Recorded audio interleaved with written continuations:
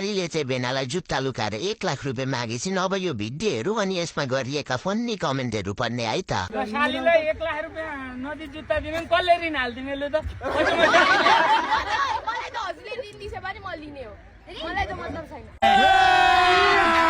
अबे मजा आएगा ना भिडो। 1 लाख खोजेको होइन, 1 ठ्याक खोजेको हो फतौरीले। यो अहिले दिएको 1 लाख पछि दिदी नआउँदा ब्याज सहित असुन्नु पर्छ। ब्याउनी चाहिँ नबनाउनु है। दिदी बेच्ने नयाँ तरिका। यति पैसा मलाई दिएको भए त सालै उडाइदिन्थे। हुनेले त देला, नहुनेले गुलो दिन्छन्, त्यही राख्नु। बेचबिखनको मुद्दा लाग्नुपर्छ। यस्तै कमेडी भिडियो हेर्न कमेन्ट्री डाललाई फलो गर्नु होला। शालीलाई 1 लाख रुपियाँ नदी जुत्ता दिने कसले ऋण हाल्दिने लु त।